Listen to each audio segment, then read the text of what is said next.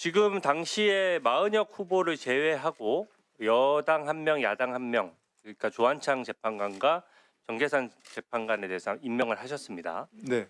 그 당시에 마은혁 후보를 임명하지 않았던 결정적인 근거나 사유를 보면은 기본적으로 이때까지 헌정사상 여당 1명, 야당 1명, 여야 합의 1명으로 국회에서 추천해 왔던 것은 대행께서도 잘 알고 계시죠?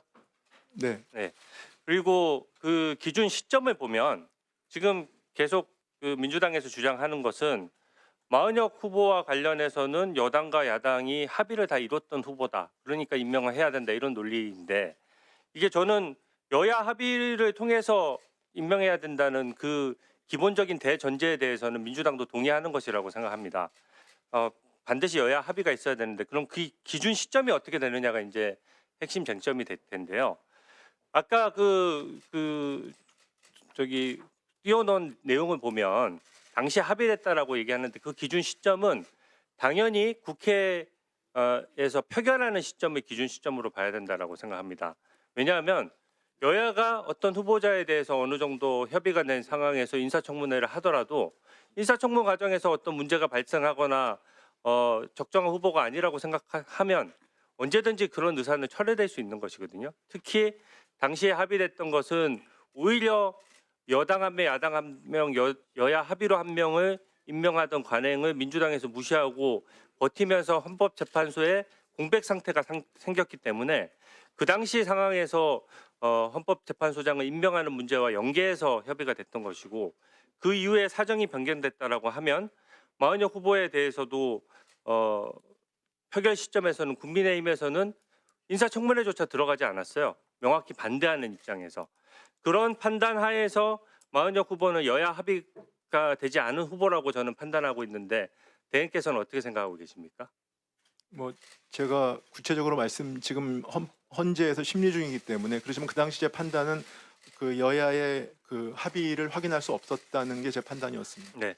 여야 합의가 확인되지 않았기 때문에 마은혁 후보에 대해서만 임명을 보류를 했던 것이죠. 네, 지금이라도 뭐 합의해 주시면 임명을 하겠습니다. 네. 그리고 그 민주당에서 제가 의원들 발언하는 내용을 보니까 일종의 저는 협박행위라고 생각합니다. 당시 그 최단목 대행께서 그 박근혜 정부 비서관 시절에 K스포츠 재단과 미르재단 관련돼서 수사를 받았고 그것에 따른 공소시효가 아직 남아 있다. 이 얘기는 뭐냐 하면 마은혁 후보 임명 문제를 그 과거의 사건과 연계해서 마치 임명하지 않으면은 이것으로 또 고발을 해서 수사를 통해서 괴롭히겠다는 의사로 좀 판단이 되거든요. 근데 당시 박근혜 정부 때 그 K스포츠 재단 미르재단 관련해서 실질적으로 대행께서 뭔가 관여돼 있거나 그로 인해서 아직 수사가 남아 있는 부분이 있습니까? 다 종결된 거 아닌가요? 뭐 일단 K스포츠 재단 관련된 건 제가 관여한 게 전혀 없고요. 미르 재단 관련된 부분들은 쟁점은 없다고 알고 있습니다. 네. 당시 현재 남아 있는 수사가 있습니까? 없습니다. 이게 전혀 별개의 사건을 가져와서 그 사건에 공소시효가 남아 있다. 이런 협박 행위에 저는 절대로 굴하지 말아야 된다라고 생각합니다. 한덕수 총리님께 좀 몇 가지 확인하겠습니다.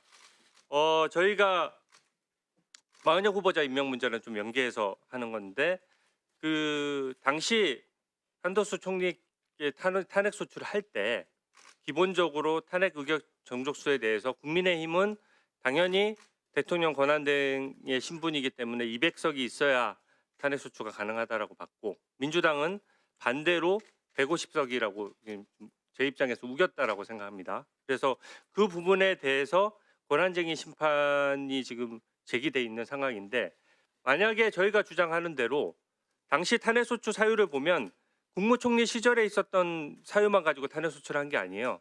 기본적으로 그 대통령 권한대행으로서의 행위까지도 문제 삼아서 탄핵소추를 했기 때문에 당연히 200석이라고 생각하고 이 부분은 헌법재판소에서 아직 심리 기일조차 잡지 않았습니다. 그게 왜 문제냐면 마은혁 후보자 임명 문제에 대해서는 한 달 만에 지금 선고 기일을 잡았다가 졸속으로 진행된 것이 지금 문제가 되니까 또 다시 변론을 재개했거든요. 헌법재판에서 이렇게 선고 2시간을 앞두고 변론을 재개하는 경우는 사실상 처음 있는 일입니다.